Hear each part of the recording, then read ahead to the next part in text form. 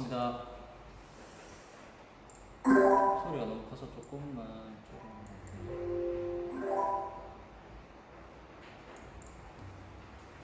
네, 반갑습니다.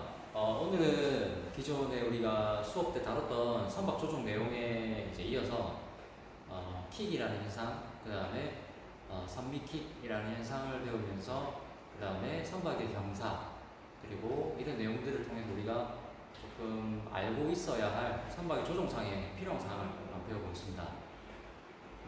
이전까지 우리가 선박 조종에 대해서 계속 이야기를 했는데요. 결론적으로 항해사가 직접 키를 돌리진 않습니다. 지난번에 제가 말씀을 드렸던 것처럼 항해사가 직접 키를 잡지 않음에도 불구하고 조타 명령을 내릴 줄 알아야 하기 때문에, 그리고 실제로 당직 시간 동안에 선박에 대해서 선박의 운항에 책임을 지고 선박을 조종하는 입장은 항해사에게 있습니다.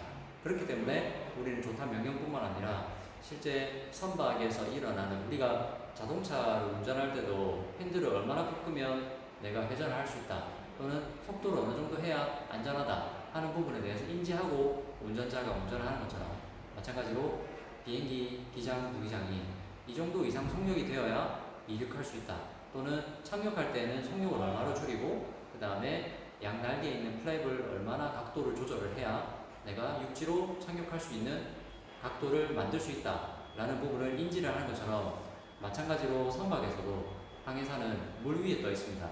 자, 물이라는 것은 항상 움직이는 유체죠.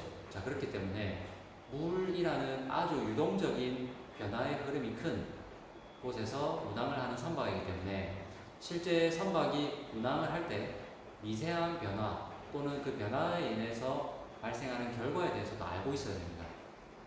지난번 말씀드렸던 것처럼 아주 고속으로 운항하는 선박의 상태에서 탈을 대각도로 많이 쓰게 되면 선박이 쉽게 뒤집어질 수 있습니다.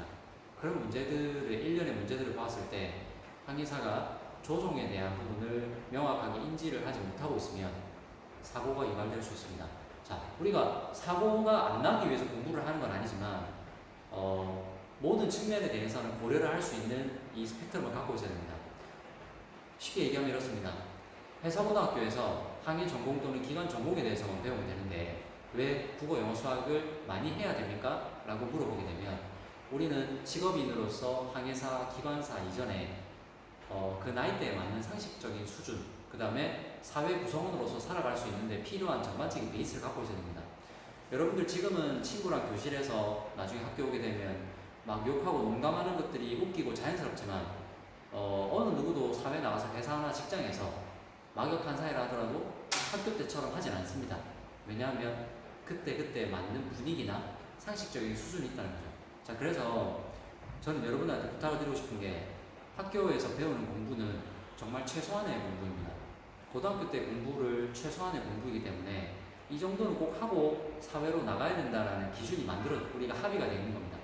예를 들면 초, 중, 고를 졸업했는데 덧셈 뺄셈이 안 된다, 또는 곱하기 나누기가 안 된다 하면 사회생활 하는데 많은 지장이 있겠죠.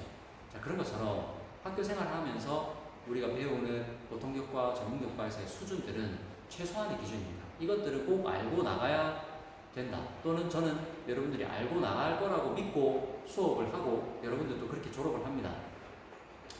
그런 부분에서 보면 우리가 그냥 공부 안 하고 나 대충 하고 졸업할게 라는 부분이, 사실 저는 여러분들이 잘 했으면 하는 바람으로 하는 거기 때문에 괜찮을 수 있지만, 한편으로 봤을 때 개인적인 삶에서는 그것이 상당히 마이너스를 가지고 나가는 걸 수 있다. 그래서 잘 한번 들어봅시다. 자, 선박의 조종에서 우리는 킥 현상을 한번 볼 겁니다.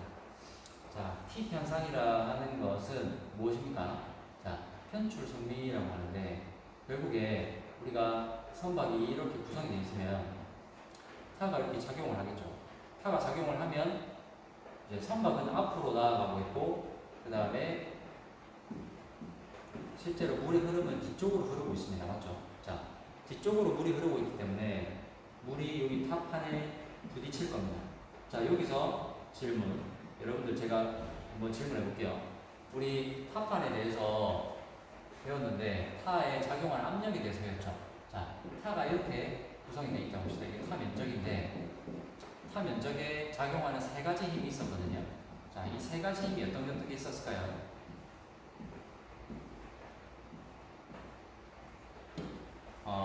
이 세 가지 힘이 있고 그 다음에 두 개의 힘이 합쳐져서 결국에는 선박을 회전시키는 그 합성된 힘이 하나 작용을 한다 했습니다. 바로 이게 지각력이죠.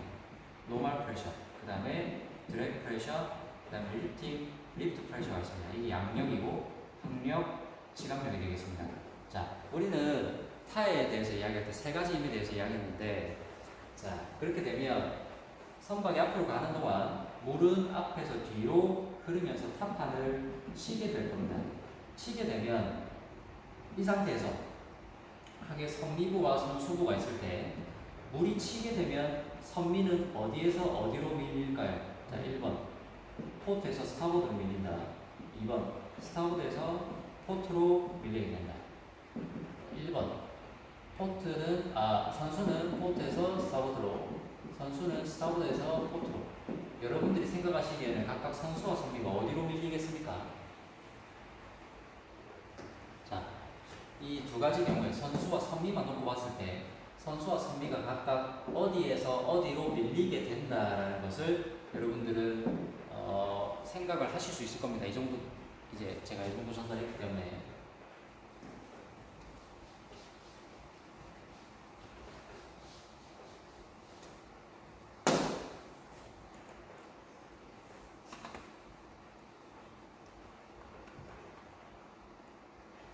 자, 여러분들하고 제가 동영상을 하나 볼 건데요.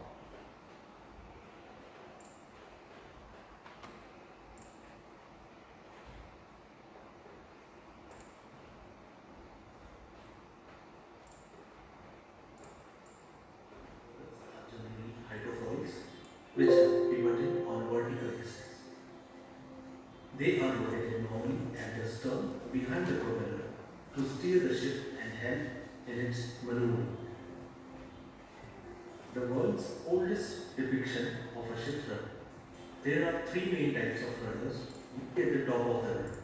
자, 지난번에 우리 얘기했던 것처럼 프로펠러 뒤에 타가 달려 있습니다. 근데 타를 잡아주는 중심 러더 포스트 스톡이 있고 그 다음에 러더 플레이트가 있는데, 여기서 보게 되면 물이 흐르면서 탑판을 흐르게 되고, 근데 이때 탑판의 각도가 변화가 생기게 되면 탑판에 꺾이게 되면 탑판에 물이 부딪히겠죠. 자, 물이 부딪히면서 양력과 그 다음에 물에 대한 저항으로 생기는 항력이 생깁니다. 양력과 저항에 의해서 양력과 항력, 저항, 항력이 저항이죠. 그래서 양력과 항력에 의해서 지압력이 발생하게 되는데, 결국에 탑판에 작용하는 힘에 합성된 힘은 바로 지압력이 되겠습니다. 이 지압력을 바탕으로 선박이 회전을 하게 되는 궁극적인 이유가 됩니다. 자, 그러면 탑판에 물이 부딪히게 되면 선미는 내가 가고자 하는 방향에서 같은 방향으로 밀릴까요? 아니면 다른 방향으로 밀릴까요? 그게 오늘의 제가 질문의 답을 찾기 위해서 여러분들께 보여드린 영상입니다. 자, 쉽게 얘기하면 물은 여기서 이렇게 흐르겠죠. 자, 물은 이렇게 흐르게 될 텐데, 이때 타가 꺾이게 되면 물이 이렇게 막 부딪힐 겁니다. 자, 물이 부딪히게 되면서 타에 대한 저항이 발생하고, 그 다음에 결국에는 타가 회전할 수 있는 힘이 만들어진다는 거 이해가 되시겠죠? Partially balanced to the rudder from vertical displacement, and the balance part will render less torque in swinging the rudder. As a result, a semi-balanced rudder returns to a list. Did you know that rudder does not turn the ship? Cause the ship to attain a sway velocity towards the port side. 자, 현재 보게 되면 이렇게 수평된 선수 성비를 통과하는 기준으로 봤을 때 타는 스타보드로 살짝 꺾였습니다. 여기가 스타보드 방향이죠. 여기가 포트 방향이고, 이쪽 방향이 선수 방향이고, 여기가 선미 방향입니다. 자, 이렇게 되면 선수와 선미 방향을 우리는 알았고요. 그 다음에 타가 지금 스타보드로 확 꺾였습니다. 스타보드로 꺾이게 되면 이제 물은 여기서 이렇게 부딪히겠죠. 자, 물은 부딪히게 될 겁니다. 물이 부딪히면 탑판을 이쪽으로 밀어낼 겁니다. 이게 아까 우리가 처음에 얘기한 지압력에 해당되는 힘이 되겠죠. 자, 지압력에 의해서 탑판을 밀어낼 건데, 탑판을 밀어내면 선미 부분은 스타보드 쪽으로 빠질 거고 결국에 탈을 스타보드로 썼기 때문에 선박은 스타보드로 회전을 하게 될 겁니다. 자, 이 간단한 프로세스를 여러분들한테 보여드리려고 제가 동영상을 준비한 거거든요. 요거를 잘 필기를 해두시고요. 넘어가겠습니다. It is because of this, a ship will sway slightly to the port when the rudder is turned over to hard starboard. But this sway is so negligible, it is hardly felt. Other than this, 자, 탈을 쓰게 되면서 선박이 어떻게 회전하는지 잘 보세요. acts above the ship's center of gravity, it slightly changes the ship's orientation by giving it a drift angle. This moment is not large enough to turn the ship. 자, 보십시오. 지금 탈을 스타보드로 썼죠. 자, 1번. 탈을 스타보드로 사용을 했습니다. 탈을 스타보드로 사용을 하고 나니까 선박이 오른쪽으로 머리가 틀어지죠. 그래서 선수가 우회도한다. 자, 우회도라는 것은 선수가 오른쪽으로 방향을 바꾸는 것을 의미합니다.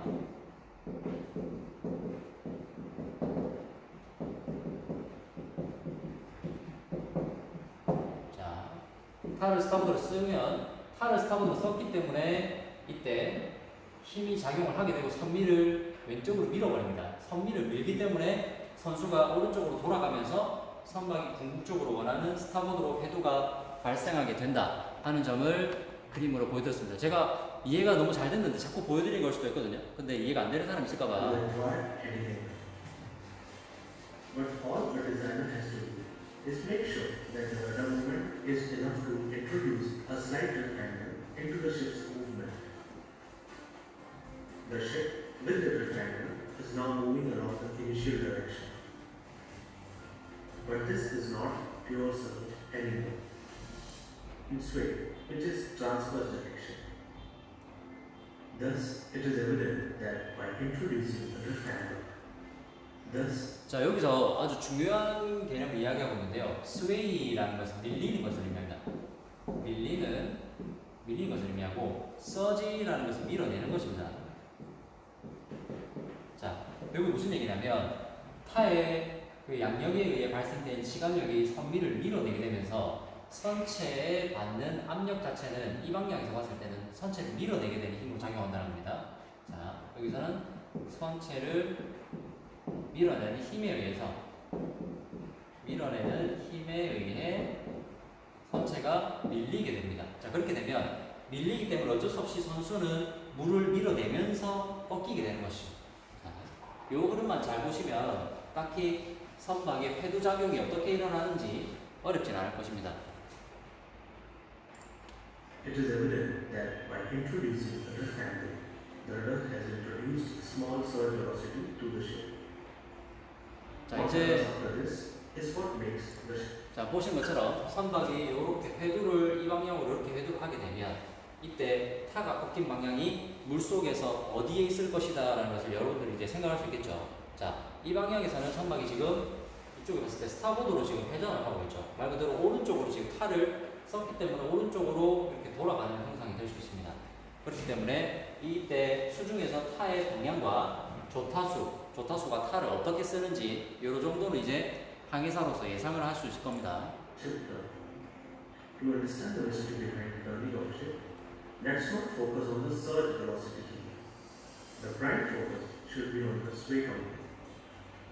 자, 봅시다. No direction, therefore, 자, 여러분 변화를 잘 보세요. is 탈을 always 썼을 때 선박이 회두하는 방향을 봅시다. Therefore, 자, the result 이쪽으로 타가 오게 되면 toward the 선박이 starboard 점점 꺾여버립니다. making the ship run slow. 빠지면서 밀리는 겁니다. 자, 다시. So, therefore, 자, 타가 오른쪽으로 쓸수록 선미가 빠지면서 선수가 돌죠. 자, 자, 이 방향입니다. 자, 요걸 보시면 이해가 될 텐데요. 우리가 therefore, the resultant movement is toward the start. 오늘 배울 내용입니다. 오늘의 선미 킥 현상은 여러분 프리킥 축구할 때 프리킥 하죠. 마찬가지로 킥이랑 똑같습니다. 자, 선미의 킥 현상은 쉽게 얘기하면 어떤 현상이냐면 탈을 사용하게 되었을 때 왼쪽 또는 오른쪽으로 탈을 사용했을 때 선미가 기준으로 봤을 때 약간 탈을 사용한 반대 방향으로 벗어나는 것. 탈을 사용한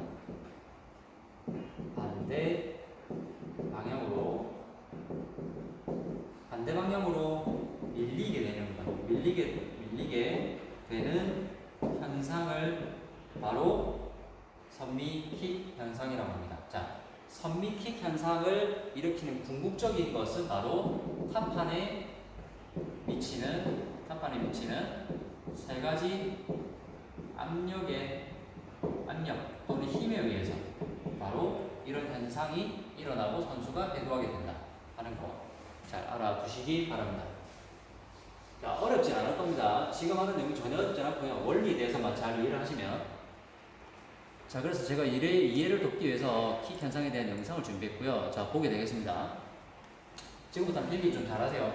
자, 선미 킥 현상, 편출 선미라고 하는데 편출 선미. 자, 선미 부분이 밖으로 밀리게 된다 하는 거 바로 선미킥 현상의 한글 용어가 되겠습니다. 자, 그래서 직진 중 탈을 돌리면 선회를 하게 되는데 초기에는 선박이 원침노상을 해도하면서 선회현의 반대쪽으로 다소 밀려나게 된다. 이게 선미 쪽에서 보다 크게 나타나 선수보다는 선미에서 더 크게 나타난다. 더 크게 밀린다. 선박이 원침로에서 밀려나는 현상을 바로 선미킥 현상이라고 한다 하는 것을 알 수 있습니다. 자, 그래서 이때 그러면 선미킥 현상을 유용하게 조선에 이용할 수 있다. 자, 이 조선이라고 하는 것은 우리가 쉽게 얘기하는 거제도에 있는 쉽빌딩을 이야기하는 게 아니고요. 자, 쉽빌딩이 아니고 여기서 우리는 코닝이라고 합니다. 코닝 더 베슬. 자, 쉽빌딩이 아니고 코닝 더 베슬이라는 것을 의미하는데 이게 뭐냐면 여러분 어렵지 않습니다. 조선이라고 하는 게 배를 짓는다 해서 쉽빌딩이라는 말을 쓰잖아요. 근데 우리가 지금 여기서 이야기하는 조선은 어떤 의미냐면 조타자가 선박에서 항해사가 또는 선장이 선박을 전적으로 컨트롤한다라는 의미를 바로 코닝이라고 합니다. 자, 그래서 코닝 더 베슬 하게 되면 내가 선박을 조종하고 있다 하는 의미가 됩니다. 소리를 좀 끄도록 하겠습니다. 자, 그래서 코닝 더 베슬 그러면 선박을 조종하는데 킥 현상을 어떻게 이용할 수 있느냐 바로 두 가지가 있으니 두 가지는 매우 중요하거든요. 두 가지는 여러분들 졸업하고 배 타고 배를 평생 타지 않기로 마음을 먹는 날까지 기억을 하고 계셔야 됩니다. 요거는 잘 기억을 하세요. 자, 어떤 현상이 이용할 수 있느냐 하면 자, 사람이 현외로 떨어졌을 때 현외라고 하면 좌현 또는 우현 바깥쪽으로 떨어진다고 합니다. 자, 여기서 사람이 현외로 이렇게 떨어졌어요. 사람이 떨어지는 것을 MOB라고 해서 Man Overboard라고 합니다. Man Overboard. 이게 바로 사람이 밖으로 보드 밖으로 판 밖으로 떨어졌다 해서 MOB라고 하는데 자, MOB 상황이 일어나게 되면 사람이 이렇게 빠졌어요. 자, 빠지게 되면 사람이 빠지면 선미 있는 프로펠러로 이렇게 빨려 들어가겠죠. 물이 흐르면 빨려 들어가게 되어 있습니다. 자, 요걸 방지하기 위해서 사람이 만약에 좌현으로 빠졌다. 그러면 좌현으로 크게 전타를 해가지고 좌현으로 크게 전타하면 선수가 돌아가기 때문에 선미는 오른쪽으로 약간 밀리겠죠. 그러면 사람이 빠져도 이 사람이 빨려 들어가지 않고 쭉 빠져나갈 수 있게끔 하기 위해서 사람이 떨어진 방향으로 전타를 해야 됩니다. 자, 정리하겠습니다. 사람이 왼쪽으로 빠졌다. 그러면 왼쪽으로 하드포트 해서 선미를 오른쪽으로 밀어줘야 선수가 왼쪽으로 돌아가겠죠. 자, 그래서 하드포트를 통해서 사람이 그대로 뒤로 흘러갈 수 있도록 만들어준 거고, 자, 사람이 오른쪽으로 빠졌다. 그러면 하드 스타보드 해가지고 선미를 우연해서 좌연으로 밀어줍니다. 밀어주고 선수를 우연으로 돌려서 사람이 스타보드 쪽으로 그대로 빠질 수 있도록 하는 게 바로 MOB의 상황이 일어났을 때 킥 현상을 활용하는 방법이 되겠습니다. 자, 킥 현상을 사람이 선외로 빠졌을 때 응급 상황이 발생했을 때 정말 위급한 상황이죠. 이 상황에서 당직 사관으로서 항해사로 당직을 서고 있다면 반드시 먼저 사람이 빠진 방향으로 크게 탈을 써주고 그 다음에 사람의 위치 파악하고 전 선원들 깨워서 비상수색 구조 활동을 펼쳐야 됩니다. 자, 그래서 매우 중요한 건 즉시 낙하현 쪽으로 전파해서 선비를 물에 빠진 사람으로부터 옆으로 멀어지게 할 수 있다. 이게 중요합니다. 그 다음에 2번 전방에 있는 장애물을 급히 회피하려 할 때 급속히 최대 타각으로 전타. 이게 바로 하드 포트 또는 하드 스타보드가 되겠습니다. 하드 각도, 하드 오더를 주는 거죠. 전타라는 것이 하드를 말합니다. 그 다음에 회두를 시작하고 장애물이 현측에 가까이 다가오면 다시 탈을 반대로 써서 장애물을 피할 수 있다. 자, 이건 어떻게 되냐면 요렇게 항해 중일 때 만약에 전방에서 어떤 부위를 발견했습니다. 부위라는 것은 부표를 말하는데 어떤 항해에 도움이 되는 정보를 담고 있는 항해 부표일 가능성이 높겠죠. 자, 전방에 부위를 발견했어요. 근데 항해 중에 당직 사관으로서 좀 잠이 와가지고 졸아서 전방에 있는 것을 미리 확인하지 못하고 좀 직전에 발견했다. 자, 직전에 발견하면 바로 탈을 써야 되겠죠. 탈을 써가지고 하드 포트 또는 하드 스타보드를 써서 일단 선수를 부딪히지 않게끔 멀리 치워줍니다. 이렇게 멀리 치워준 다음에 다시 선미를 그 물표가 있는 방향으로 써주면 선미가 밀리겠죠. 밀리면서 다시 부딪히지 않고 피할 수 있습니다. 그래서 이 방법 같은 경우에는 하드를 2번을 써준다. 하지만 여기서는 한 번만 써주면 된다.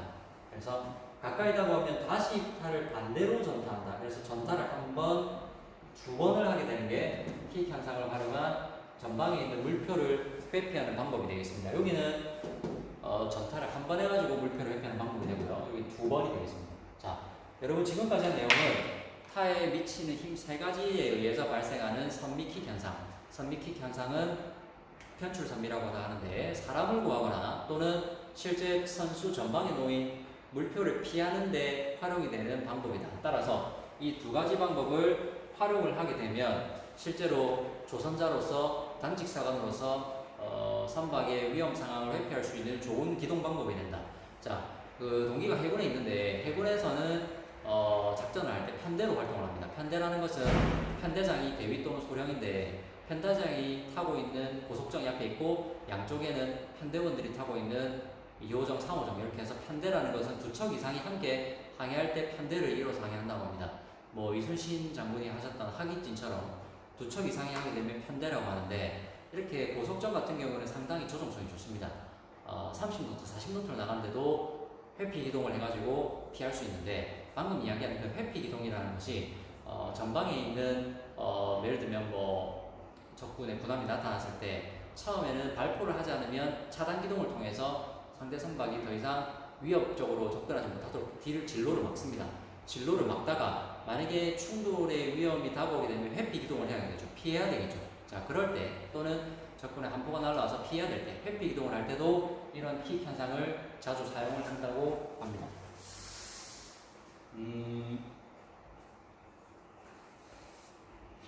만약에 그 2번째가 이해가 좀 안 되실 수도 있으니까 제가 좀 설명을 덧붙이자면 전방에 물표가 있을 때 처음에는 왼쪽 또는 오른쪽으로 크게 대각도 변칙을 해서 한번 꺾어줍니다. 자, 꺾어주게 되면 이쪽으로 가게 되면 요렇게 되겠죠. 근데 요렇게 가다 보면 선미 부분이 부위랑 또 붙을 수 있습니다. 자, 붙기 때문에 다시 반대쪽으로 전타를 하게 되면서 선미와 부위와의 접근을 피하는 거죠. 그래서 전타를 한 번 하고 2번을 하는데 첫 번째 전타는 선수와의 충돌을 방지하는 전타고 2번째 전타는 바로 선미와의 물표와 접근을 방지하기 위한 전타. 그래서 총 2번의 전타가 각각 되겠습니다. 자, 이 정도면 어렵지는 않을 것 같고요. 자, 조금만 더 보고 내용 정리하도록 하겠습니다.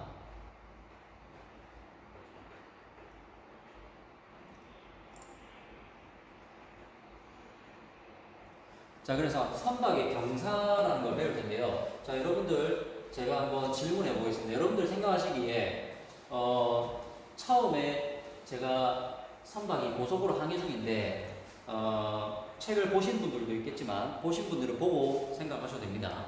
자, 선박이 항해 중인데 왼쪽 좌현 또는 우현으로 탈을 썼어요. 탈을 썼는데 우리가 제가 언급하기 상당히 안타까운 주제이지만 이야기지만 최근에 세월호 사고가 있었죠. 세월호 사고도 급격한 전타에 의해서 선박이 전복된 케이스입니다. 보게 되면 탈을 썼을 때 처음에는 안쪽으로 기울다가 시간이 지나면 지날수록 바깥쪽으로 일정한 각도를 유지하면서 돌 수도 있고, 자, 첫 번째. 두 번째는 탈을 꺾었으면 바로 밖으로 돌았다가 시간이 지나면 점점점 안쪽으로 기울은 채로 회전을 한다. 두 가지 경우 중에 여러분들이 생각하시는 어떤 경우가 더 합리적이고 타당하다고 생각합니까? 자, 첫 번째. 처음부터 안으로 기울었다가 나중에 점점점 바깥으로 기울어진 상태에서 이렇게 돈다. 두 번째. 처음에는 바깥쪽으로 기울었다가 점점점 안쪽으로 일정하게 기운 상태에서 회전한다. 두 가지 경우가 있는데요. 책을 보게 되면 이미 답은 다 나와 있습니다. 하지만 어떤 원리에 의해서 그렇게 되는지 한번 설명을 해볼 건데요. 자, 이 내용도 어렵지 않습니다. 일단 첫 번째 제가 핵심만 먼저 찍어드리면 이 그림이 매우 중요합니다. 이 그림이 매우 중요하고요. 그 다음에 전타 직후에는 안쪽으로 기울다가 점점점 시간이 지나면 일정한 정도로 밖으로 기울어서 회전을 하게 됩니다.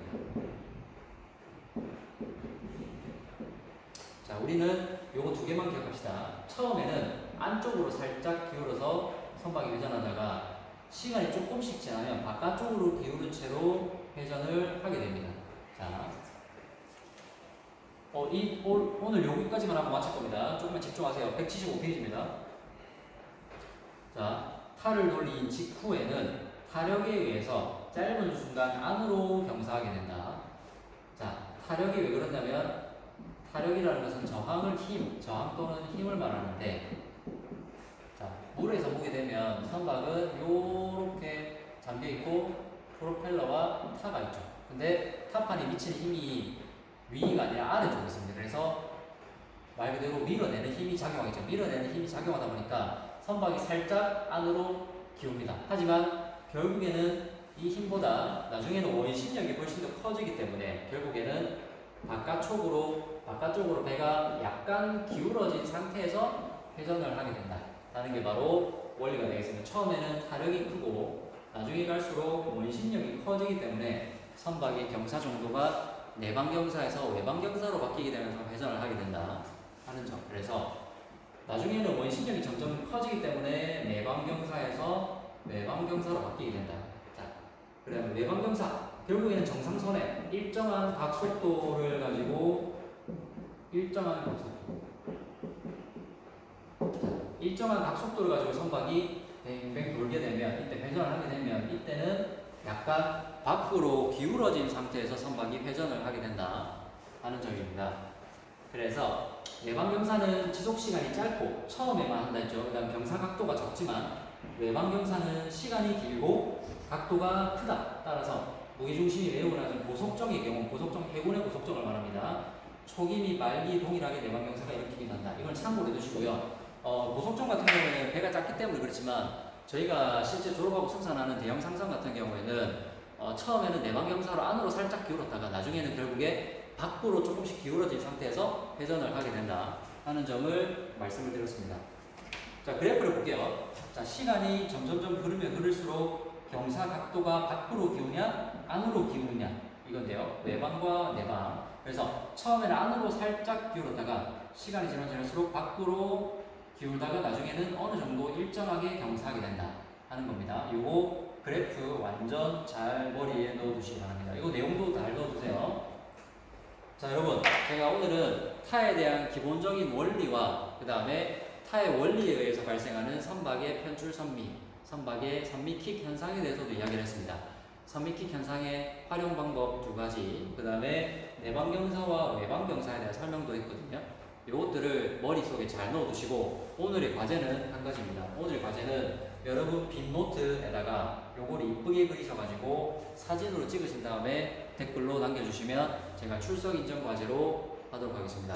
자, 오늘 제법 재밌는 이야기를 했는데요. 처음에 말씀드린 것처럼 여러분들이 고등학교에서 배운 모든 내용들은 상식적인 수준과 전공에서의 최소한의 것들입니다.